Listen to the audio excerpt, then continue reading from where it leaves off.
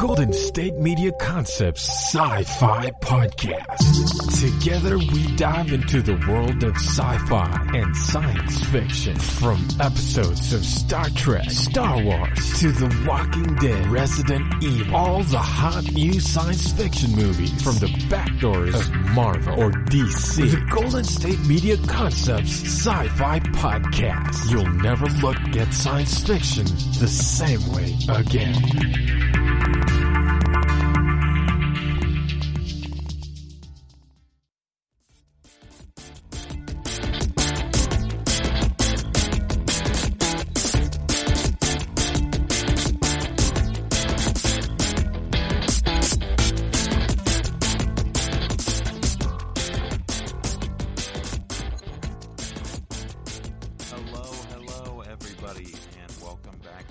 GSMC Sci-Fi Podcast, brought to you by the GSMC Podcast Network.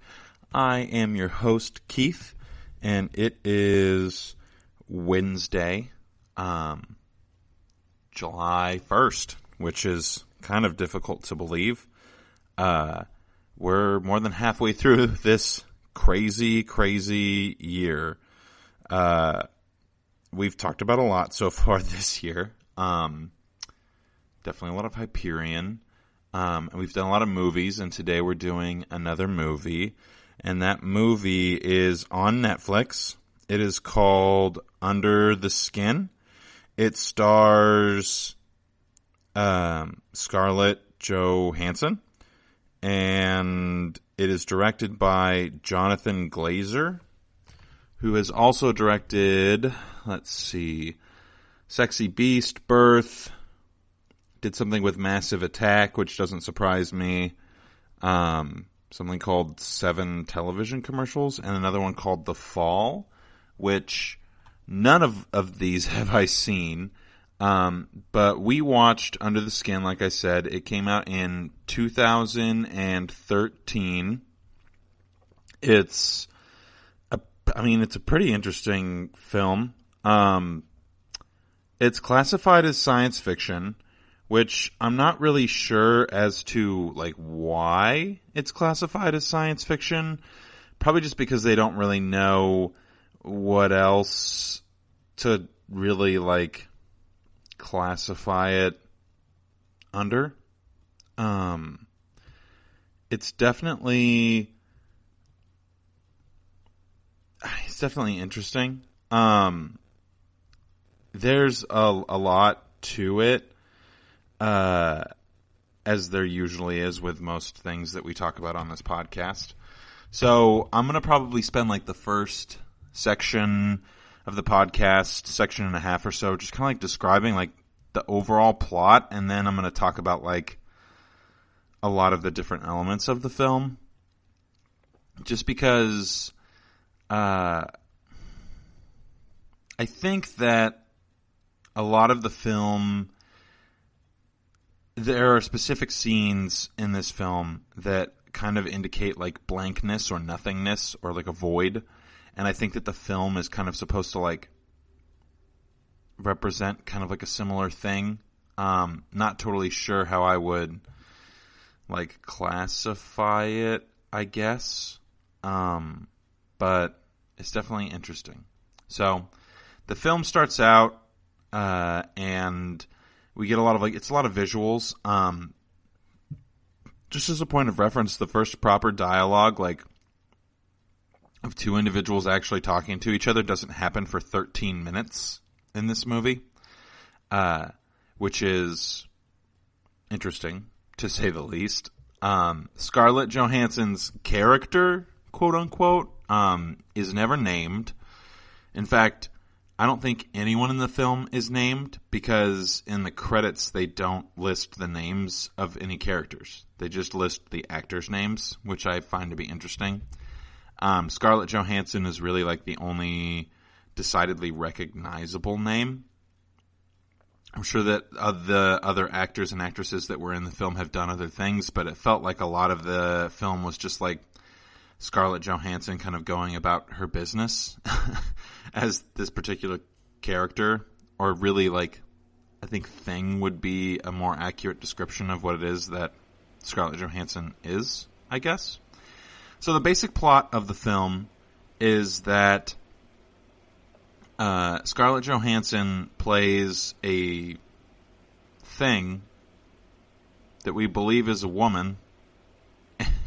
Sorry, I know I'm taking weird pauses. Like, it's hard to describe this movie. I want to say at the top, like, I really liked it. It's not like a High Life, though it is, like, in the same vein of, like, artsy, high art, like, I guess, not high art, like, art house films. It's definitely a trip, is the way that I would phrase it. But I really enjoyed it. So, but Scarlett Johansson plays this thing, or this person, or this woman that lures men back to their house, or her house, its house.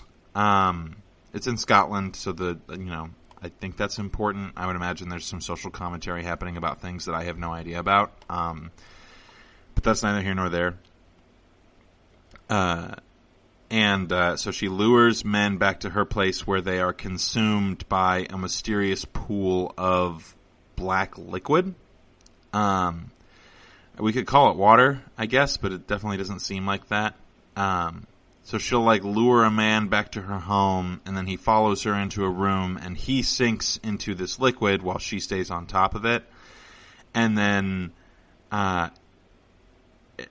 the first couple times that it happens, we just see, the man either going into the water up to his shoulders or up to his face, and then, I think the third time it happens, we get to see what happens after they're submerged under this liquid.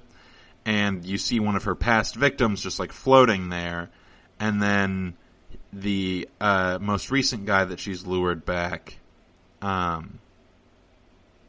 touches him, and then his body does something weird, and the whole time that he's in the liquid, there's these weird noises that are being made. So it definitely is interesting. It kind of ends or kind of feels kind of spidery, I guess would be the right word, because they end up getting trapped in this liquid that they can't move out of, and then it kind of seems like their insides get eaten out. The movie is rated R, and it definitely earns that title or that rating just from nudity alone. Lots of nudity, one sex scene. Towards the end of the film, there is a scene that involves some assault, so be aware of that. And violence is kind of minimal. There's a lot of implied violence, but I'm not surprised that it gets the R rating because of the nudity, but as far as everything else is concerned, it's pretty PG-13. It's definitely horrifying in a really interesting way. I watched the movie A Ghost Story, and this film is kind of shot in a similar fashion to where lots of long, awkward shots of people doing things that you would normally not take the time to contemplate or look at. So we start the film, and Scarlett Johansson's character is kind of driving around and profiling for victims, I guess, or trawling for victims would be the best way to put it. She is acting lost and then asking questions of the men that she is acting lost towards, to see if they have any family in the area. Is there anyone who's going to come looking for them? So there's definitely some indication that she's worried about getting caught. But it doesn't seem like there's a problem with disposing of the bodies, because the bodies are consumed in some capacity, though we don't really know why. So we see Scarlett Johansson kind of profiling. She's just kind of wandering Scotland in general. She ends up at a beach where we witness a woman drown trying to save, I think, a dog. And then her husband goes in after her to try and save her, and then also drowns. After being rescued once, he goes back in and then proceeds to drown and die. And his child is left on the beach, without its parents, which is weird. And then we are introduced at the very beginning of this film to like this really interesting, I don't know if I'd call it really interesting, to this mysterious man who rides a motorcycle, and seems to be kind of like the babysitter, if you will, of Scarlett Johansson's character. He kind of like follows around and cleans up after her and like takes general care of her.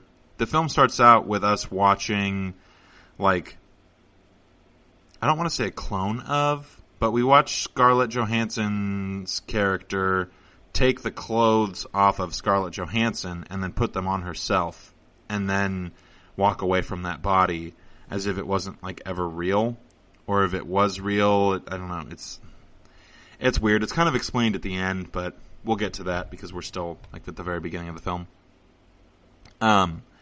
And I do recommend watching this film even after I've talked about it. I think I might be able to provide some valuable or interesting insight into like the overall interpretation that you might have of the film. So definitely don't be deterred by the spoilers. I don't think that there's really anything to spoil about this movie. It just kind of is what it is. So,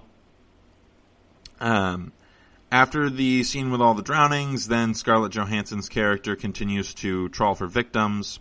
And she ends up picking up a deformed gentleman who she takes back to her home, but doesn't end up like consuming completely, I guess. So, and this is kind of like the turning point of the film, where we kind of realize that like maybe Scarlett Johansson's character isn't acting of her own accord. She might be acting under the influence of something else that lives in that house that she was at, which... And I don't know if that's confirmed or denied later. Again, there's not a lot to know about this movie, and it'll all start to make sense as I talk more about it. So, she decides that she is not going to consume this gentleman, and decides to like sneak him back to his house, I guess. But she keeps his clothes, because it seems like the gentleman who is on the motorcycle like follows up with her to make sure that she's, I don't know, meeting a quota or is actually killing these men, which we don't, like, you're going to look for a motive as to why she's doing what she's doing, and you probably won't find it. I think that part of the point is to, like, kind of make it up for yourself, and I don't know. Regardless, well, again, we'll talk about that later. I want to finish summarizing this movie so that we can talk about all of the things going on in it. So she ends up deciding that she is going to, I guess, run away from the house and stop killing men. Question mark? Yeah, I know. When you watch the movie, you'll understand why I'm having such a hard time describing it. So she drives off into the middle of nowhere, abandons this van, which has been present for like the entire film, abandons her van, and then just walks out into the mist and comes out in this like small little village, decides to take a bus or is like walking through the village probably to get back to her van, and then ends up deciding to take a bus. But in that time, we find out that apparently there isn't one mysterious man who is following her around and cleaning up after her, but in fact there are 4. But they all look identical to each other, which I think is explained towards the ending of the movie. It makes sense as to why they would look identical to each other. But they are pretty clearly looking for her, so there's this like slight sense of paranoia that someone is kind of after her. So she ends up getting on a bus, and there's a gentleman on the bus who approaches her and asks if she needs any help. There's been multiple times where she kind of like ends up in a situation where she might need help, or people start to notice her, even though she generally is trying to be inconspicuous about her interactions with the world. So she accepts the help from this gentleman, who takes her back to his home and treats her very nicely. There's nothing actually really creepy about the way that he handles his interactions with her. In fact, everything that like occurs between them seems to be pretty consensual, even though she doesn't say much, but I think that's just kind of the point of her character. They end up going for a hike, and there's a specific scene that we'll talk about later, And then after the hike, she goes back to his place, and then we've got just a couple more scenes, so I'm going to take a quick break. But after the break, I'm going to finish summarizing up the plot, and then we'll start digging into like different aspects of the film and like, you know, why I think it's worthy of being talked about. So we'll be right back. Want to find out what movies to go see? Then check out the GSMC Movie Podcast. It's your ticket to the latest movies, whether it's a new blockbuster event, romantic, comedy, or action flick. This show has got it all covered. They talk some what to go see now, don't bother, what's hot on Netflix, and everything in between. That's GSMCpodcast.com/movie-podcast. When it's all about the movies, it has to be this new show. Don't forget to like them on Facebook and follow them on Twitter. Visit GSMCpodcast.com for more info.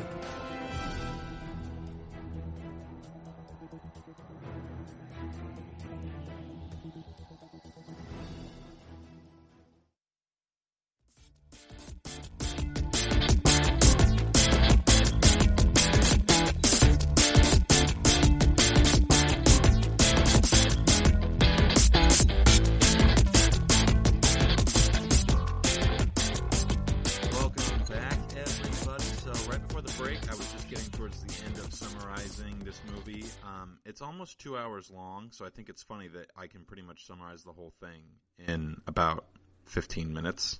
But that just goes to show you that it takes a long time to tell a compelling story. I seriously doubt my 15-minute summary does the film justice, but slightly more than 15 minutes. So right before the break, I had mentioned that Scarlett Johansson's character ends up at a gentleman's home. They are like going for a walk together, and then there's like this interesting scene where she's walking down a staircase, and then she goes back to the house, and they decide to get intimate with each other, and there's this weird scene where she's kind of like looking at herself and trying to figure out like what's going on with her body in a very specific region, which is kind of like weird. And the gentleman realizes what's going on to a degree. So he's definitely a little weirded out as well. And Scarlett Johansson just kind of like disappears, I guess, or she just leaves.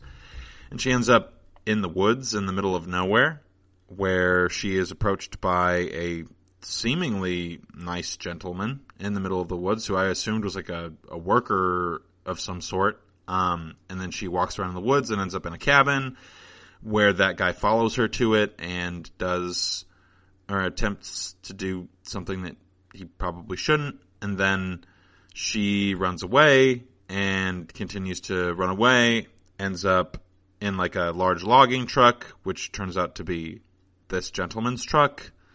He then proceeds to chase her into the woods and try to assault her. In the process of assaulting her, he discovers something really odd about her body, and then runs away, and then comes back and pours gasoline on Scarlett Johansson's character and lights her on fire. Which I'm not really sure why. But we'll get to that. So that's the basic outline of the movie. Now, there are a ton of scenes worthy of discussing. So we will probably pick apart certain scenes in a few minutes. But what I want to talk about first is kind of like what I feel like the point of the movie is. A lot of films, they're very like A to B. This is the plot line. This is kind of these are the conclusions that you can draw from it. This is whatever. This film, to me, the cinematography uses a lot of like light, shadow, a lot of darkness, and a lot of light. So a lot of scenes are very like poorly lit.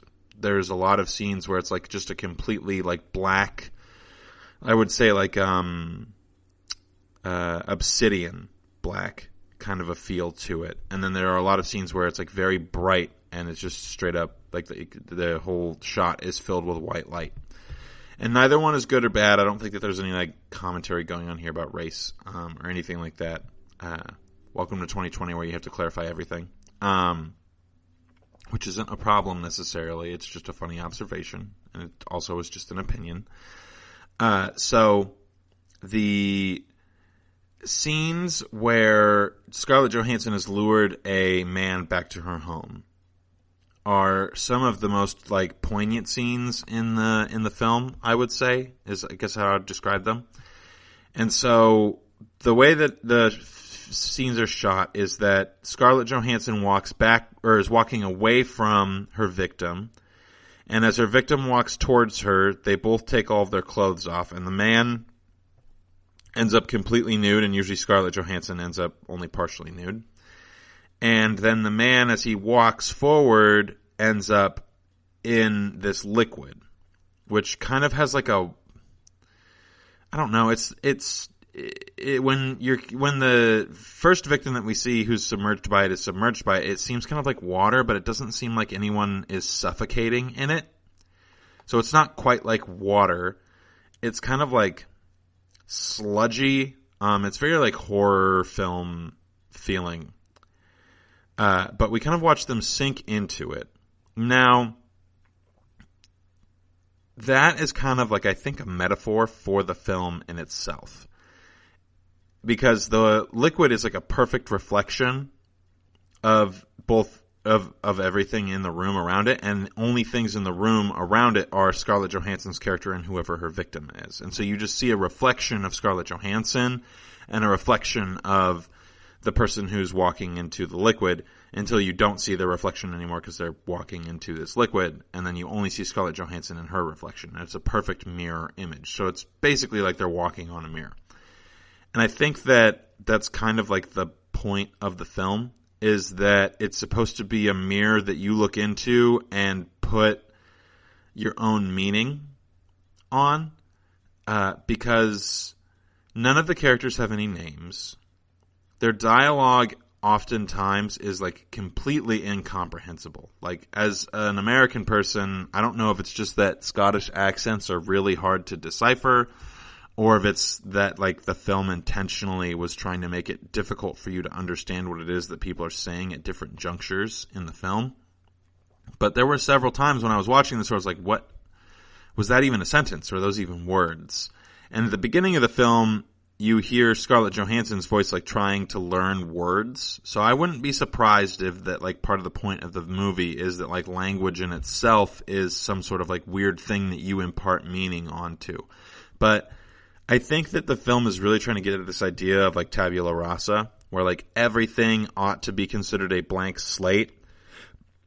And so when you're like watching a film, oftentimes the way that you interpret it is based off of an infinite number of associations that you have with different symbols and words and phenomena. So if you read a certain type of literature more frequently, you are more likely to see that, or allusions to and references to that particular type of literature when you are watching movies or reading other literature. Like religious symbolism is a great example of that. If you're in a church, if you're involved in a church or just in the study of theology in general, it's much more likely that you're going to be able to find meaningful symbols and things like that from your belief structure within other forms of media. And so you don't really enter into a viewing experience of any film with a truly blank slate. And I think that part of the point of this film is that you really ought to do that. And that the film is trying to force you into entering to a space of interpretation that is devoid of other associations other than the self. And that's why when Scarlett Johansson leads her victims into this mysterious liquid, the only thing that you see is a reflection of her and a reflection of the victim until the victim is ultimately consumed by the liquid. And then when I don't know why I'm stuttering so much.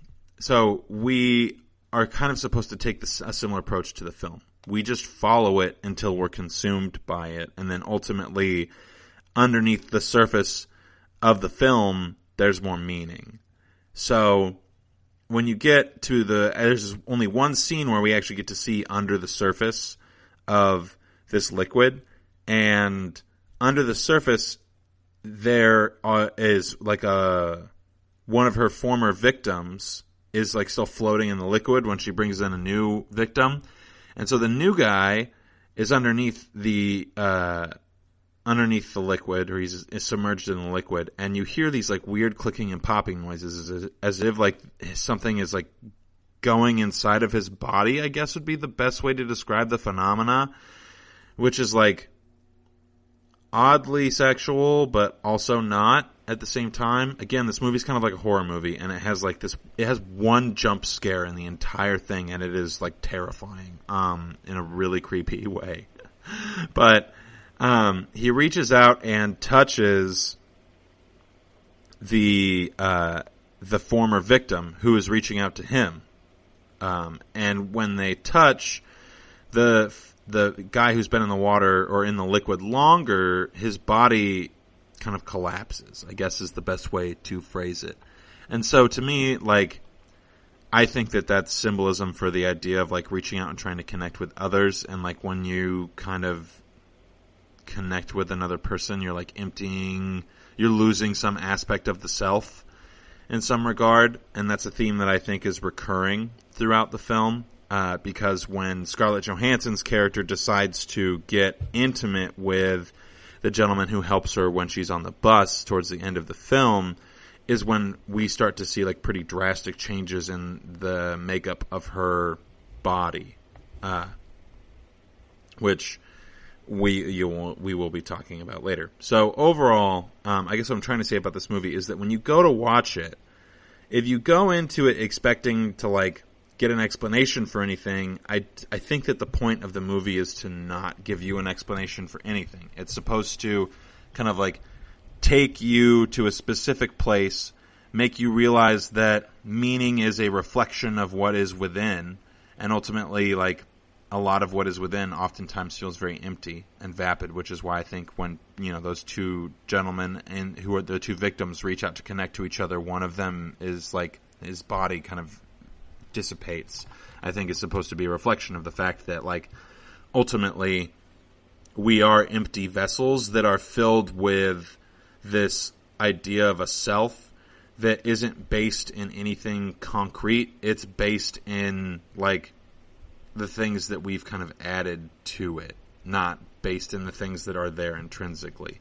And I don't think that the film is trying to say that that's good or bad. I think that the film is just kind of trying to say that this is how it is, which I find to be a very interesting perspective, just solely based on the fact that it's unique among films. I haven't ever seen a movie that's like this, and there isn't much of a level of suspension of disbelief that's requested by the director or the writer, just because there isn't much plot. It's pretty straightforward, and the way that the film goes, because it doesn't give an explanation for anything, it doesn't even give motives, really. We aren't really forced to try to believe anything about anything other than like believe something about ourselves. I do think that the film is making some commentary on like the roles of men and women in society. I think it was mostly intentional that they selected a woman to be the primary predator, if you will, who is preying on men at the beginning of the film, and that role is switched later on. I think that is kind of commentary on like the idea of going from like girlhood to womanhood in some capacity, or like childhood to adulthood, or naivety to knowledge, where you go from one place of not knowing how you prey on others to being abundantly aware of the fact that other people are preying on you, and kind of taking advantage of you or want to take advantage of you. And I think that there's some specific commentary on like the way that interacts with a female life experience because the main character is female. But I do think that overall part of the film is supposed to be kind of like a revelation of knowledge as you go through the motions of like actualizing, I guess would be the right word. So in that scene where we get to see what happens after Scarlett Johansson leads somebody into the water, or leads someone into the liquid. We get this interesting visual of like a black body over the top of Scarlett Johansson's body. And this black body looks very malicious and like sinister. It's super veiny. It's generally humanoid, but not like specifically. And that's kind of like the first indication that we get to like what could possibly be going on in this movie. So I'm going to talk more about that right after this next quick commercial break. Tired of searching the vast jungle of podcasts? Now listen close and hear this out. There's a podcast network that covers just about everything that you've been searching. Hey! The Golden State Media Concepts Podcast Network is here. Nothing less than a podcast bliss with endless hours of podcast coverage. From news, sports, music, fashion, cooking, entertainment, fantasy, football, and so much more. So stop lurking around and go straight out to the Golden State Media Concepts Podcast Network. Guaranteed to fill that podcast itch. Whatever it may be. Visit us at www.gsmcpodcast.com. Follow us on Facebook and Twitter, and download us on iTunes, SoundCloud, and Google Play.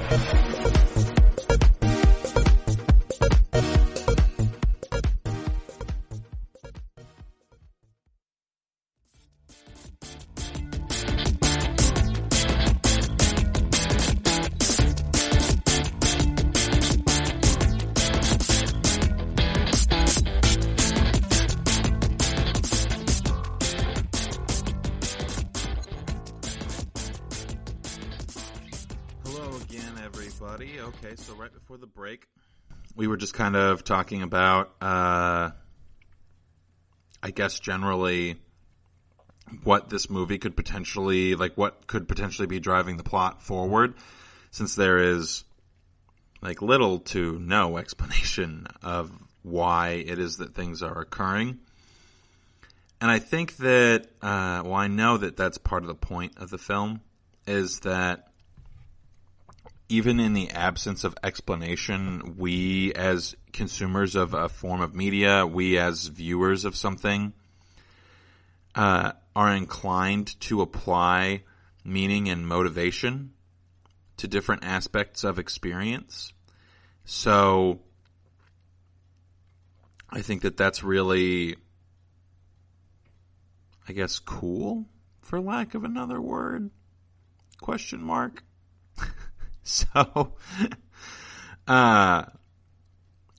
So Scarlett Johansson's character, we see that there is something that's kind of like pulling the strings, if you will, with that like it's like an obsidian black humanoid xenomorph, I guess would be. I don't know. Xenomorphs are the things from Alien, the film, but I think Xeno just generally refers to alien. So that's the first indication that we get that there's some reason as to why it is that she's doing what she's doing, because at first we don't really have any reason beyond like she's just doing this thing. And I think, I know that that's like kind of the point, is for us to be trying to draw conclusions. So if I had to guess, the implication is that the bodies of these men are being consumed by a separate force that is providing energy to Scarlett Johansson's character, because it seems like when she's not actively bringing, I guess, energy back in the form of victims, that she like suffers in some particular capacity. She loses like her ability to speak, her coherence about the world around her, her strength seems to kind of diminish, I guess would be the best word for it, whenever she hasn't like brought someone back to her house in the recent past. So that is definitely an interesting aspect of the film, and I think that is kind of like supported with the fact that when she goes missing and stops going back to the house that has the liquid in it, the four men who look exactly the same go out looking for her. And so I think that the potential plot point and what makes this kind of a science fiction film is that these are kind of like aliens in like a face stealer capacity, or like body snatchers type thing, where they kind of like replicate or take energy from other humans. The spider theme is pretty present in here, which like should be its own subgenre of science fiction, considering how frequently spiders are used as a symbol or as a metaphor. I think that it's like pretty blatantly obvious that like the way in which they portray the victims in the water and the way that they're consumed is indicative of the way in which a spider captures and consumes its prey. It's also very, the whole movie has this very interesting predator, prey type dynamic where it seems like if you're not an active predator, you are actively prey. So Scarlett Johansson's character, when she's going around and trawling for victims, every single person is prey until they reveal themselves to be a difficult thing to catch or to pose a problem for what it is that exactly Scarlett Johansson is looking for. And when Scarlett Johansson stops looking for victims, she pretty much immediately becomes prey to the will of others, both like physically and mentally. So I found that dynamic to be very interesting and to provide a lot of tension that moves the film forward.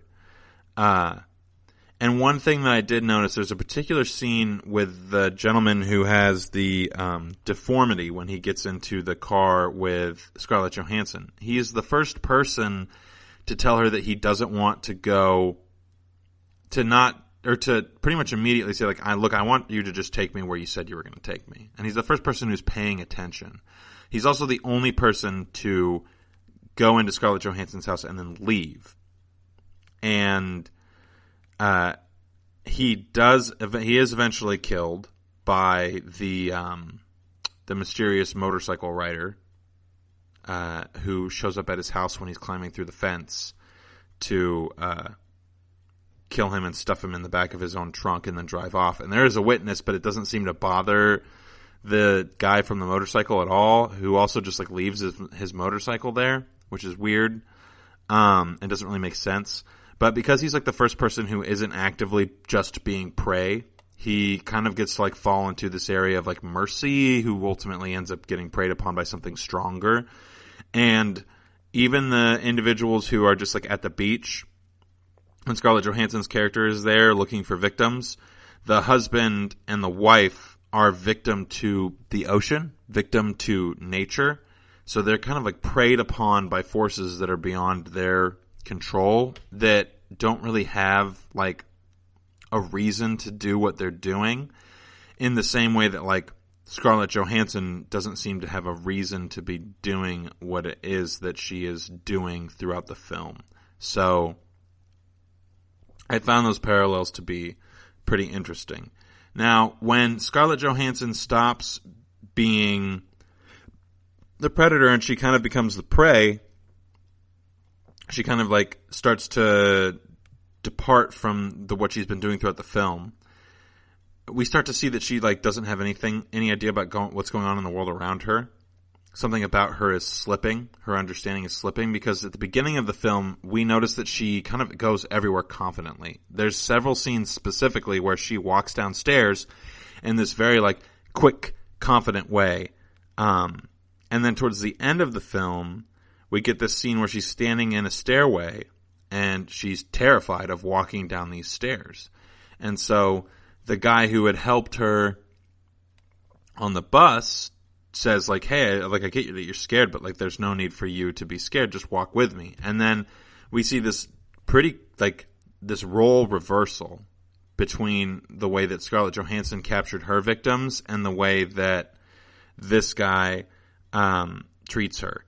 She follows him down the stairwell holding his hand. And, like, they keep their clothes on the whole time, but when they get back to his place, things get a little hot and heavy, I guess would be the best way to describe it.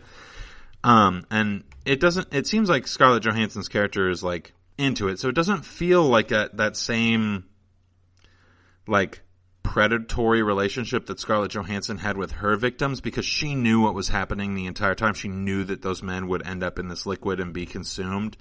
Whereas, like, when Scarlett Johansson goes to get into bed with this man, it seems like a legitimate desire on both parts.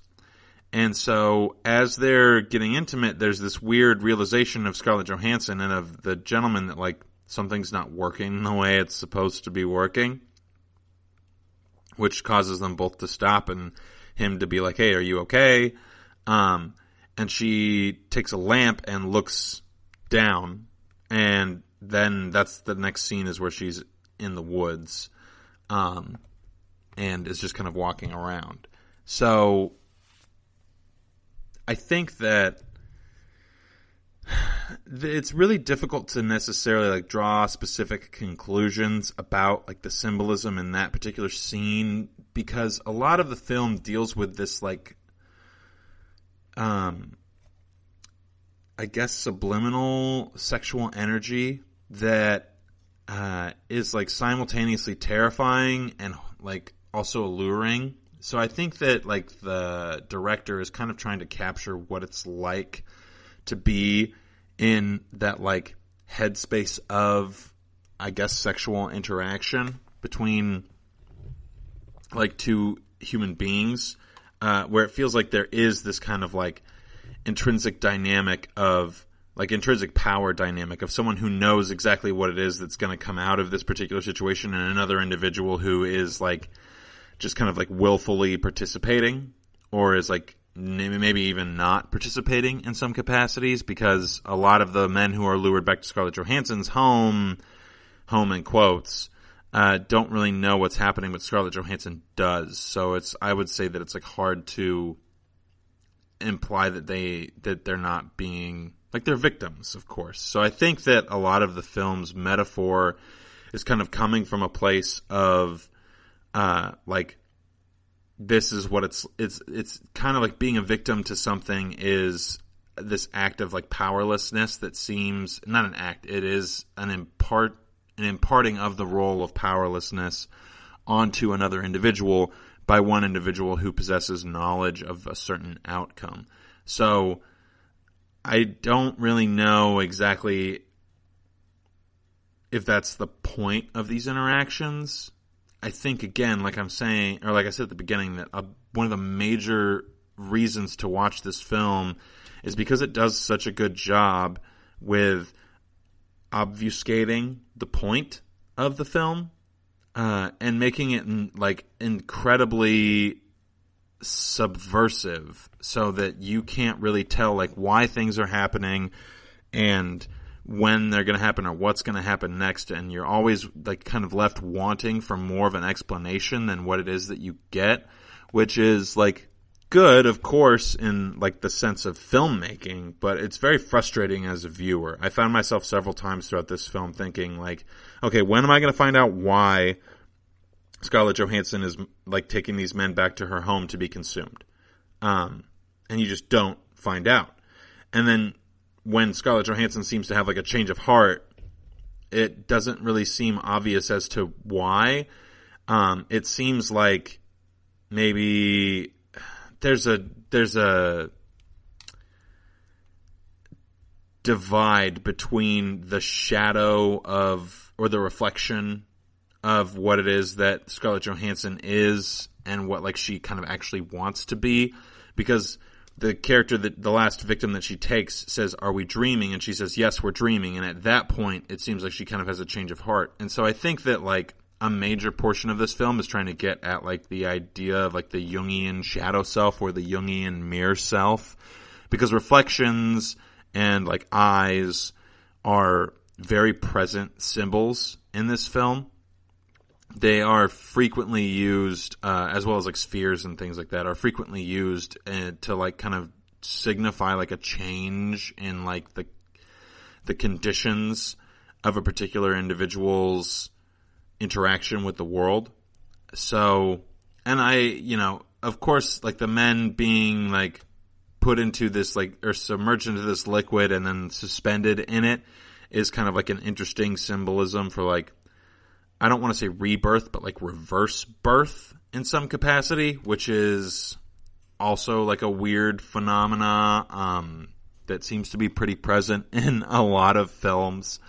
I can't tell you how many times I've watched a movie and just thought to myself, oh, there's that reverse birth trope again. I think that trope in itself is kind of playing on this idea of going back to childhood in order to reconcile certain things from your past, because that's something that we all do just because, I don't know, we have an evolutionary proclivity to try and fix things from our past, to reconcile situations that we experienced previously. Not entirely sure. So I'm going to talk about the last scene in the movie and how it impacts your overall understanding of the film in its entirety. I just want to emphasize this film's definitely worth a watch before we take our last quick commercial break. So we will be right back. Watching TV has changed over time. Streaming has become the new norm. That's why Golden State Media Concepts television podcast dives headfirst to the world of cord cutting. Want to be on the loop of what's hot in Netflix? Or if it's not a preference, what about original shows in Hulu? We've got you covered. Join us as we fill in the blank and talk about movies to stream and what show you should be binging. This is the Golden State Media Concepts television podcast.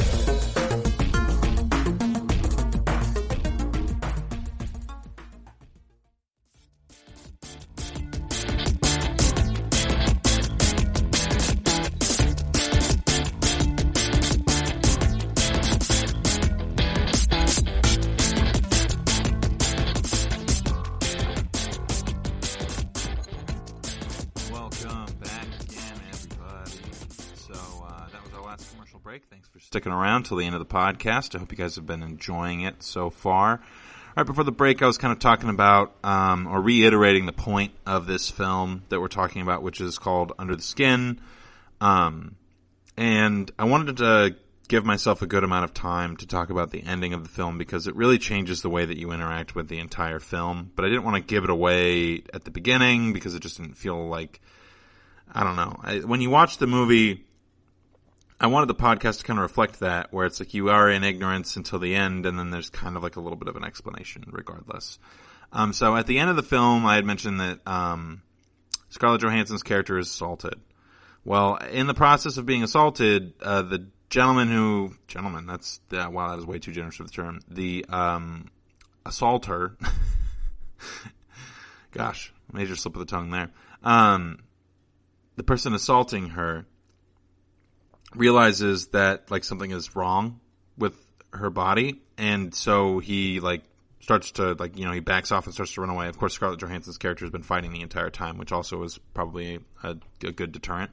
But Scarlett Johansson starts to walk away, and we see that there is just I keep on using the word black, but it's not like a person black. It's the color black. So it is obsidian is the best way to describe it. So there's an obsidian patch underneath her skin on her tailbone.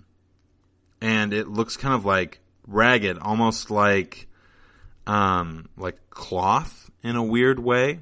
And so he runs off. And we watch Scarlett Johansson fall to the ground and then I guess unzip her skin in some capacity, and then reveal a obsidian black humanoid creature thing that definitely looks like a statue is the best way to describe it, like a moving statue. And it peels off all of Scarlett Johansson and holds the face in her hand, and the face is the only thing that still has substance to it.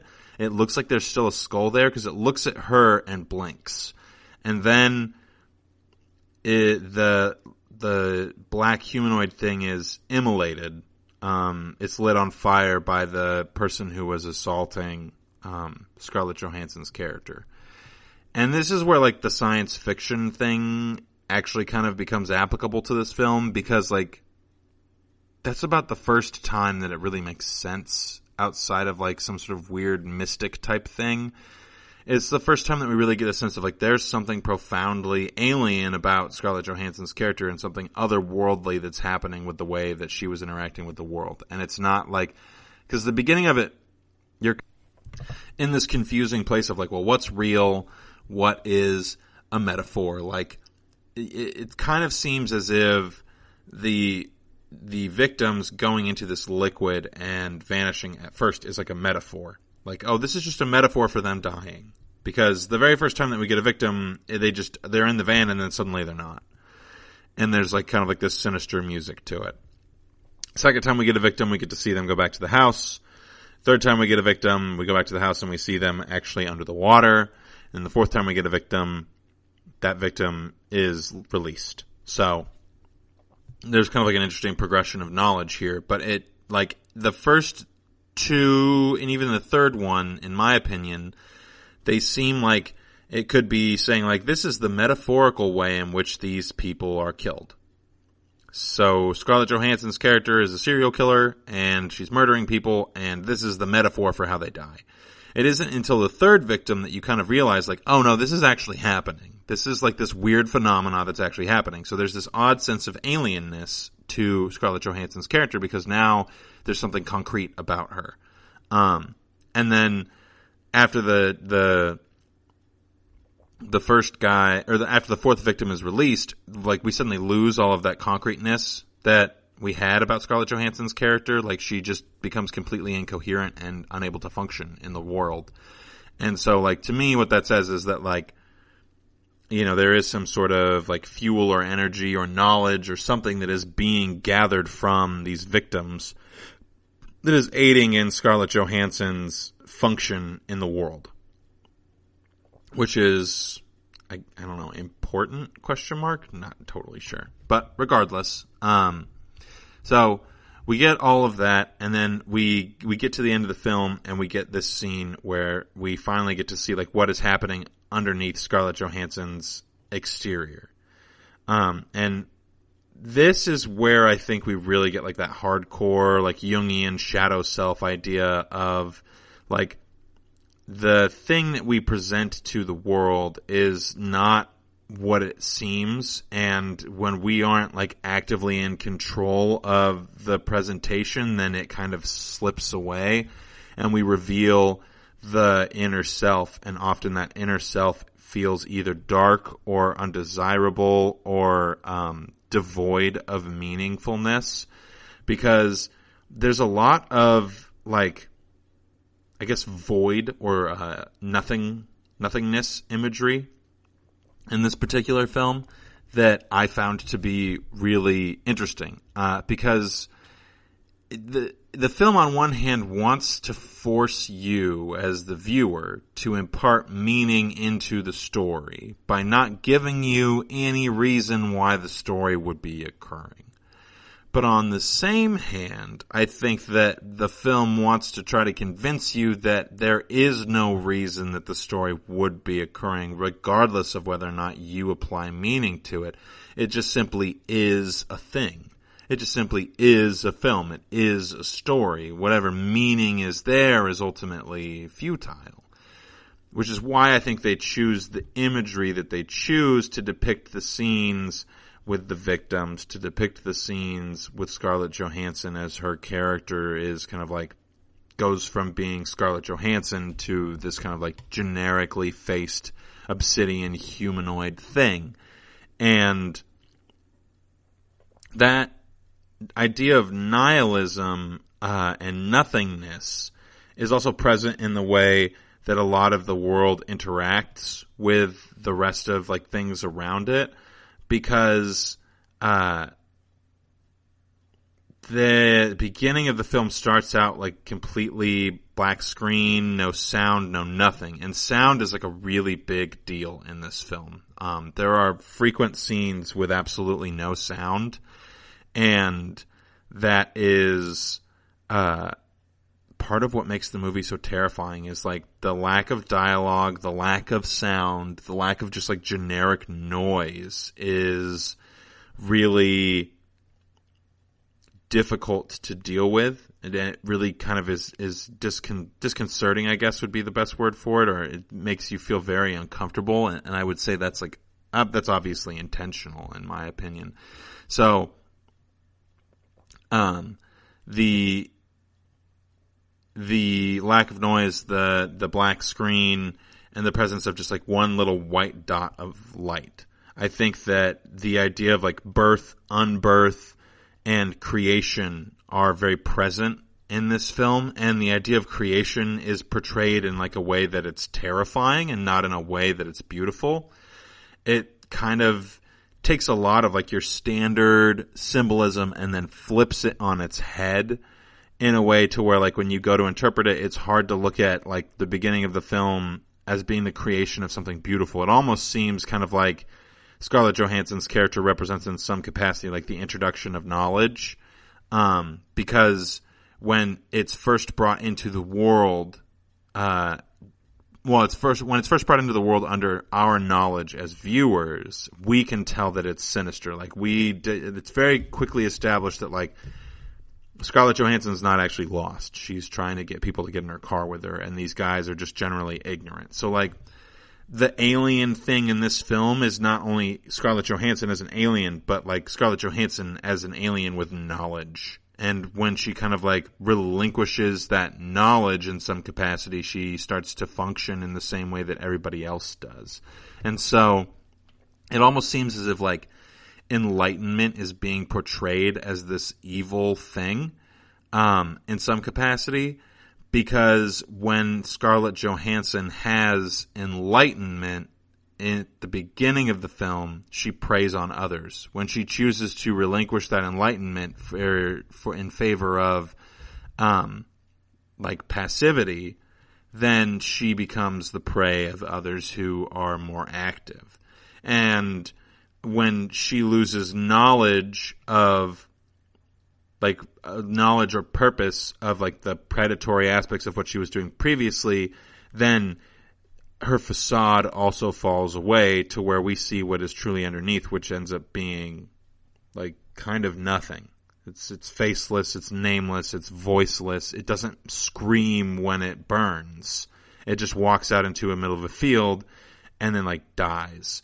And the film ends with the camera just like staring straight up into like a snowstorm, and eventually the snow starts to look like ash, which to me kind of speaks to that similar idea of like cycles and rebirth and unbirth, where I get the simple way to phrase it is like what goes up must come down, but the snow that like turns into ash eventually and then falls to the earth again, like it just kind of reflects the inevitability of cycles, of loss, of change, in the change in the state of being of Scarlett Johansson's character, change in the way that it looks, change in the way that it interacts with the world. All those things are portrayed as like inevitable in the same way that like when you watch the deaths of those people who drown in the ocean, it's just kind of like inevitable. There was no really avoiding it. Like the Scarlett Johansson sees them swimming out into the ocean and like knows that she can't save them because, the husband insists on saving the wife and the wife insists on saving the dog, and all this time because they're just insistent on like saving something that was ignorant of the way that it was in the first place, that now they'll die and suffer too. And that's kind of like a reflection of this idea of the introduction of sin from the Bible as well. Well, I'm gonna join Eve in the way that like she is now has knowledge because like I can't not. So now I too will suffer the consequences of that particular action. So I just think that there's a lot of opportunity for interpretation in this film.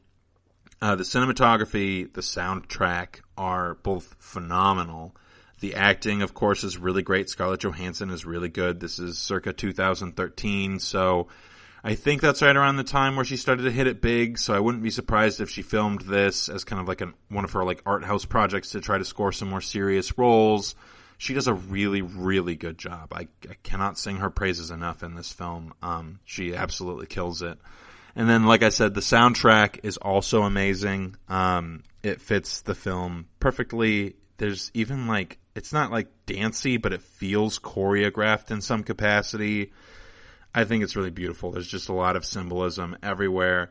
They do a really good job of portraying this idea of like the tabula rasa of, like I said, you know, of birth, rebirth, unbirth, things like that. So I would definitely recommend this movie. Again, it is rated R for good reason.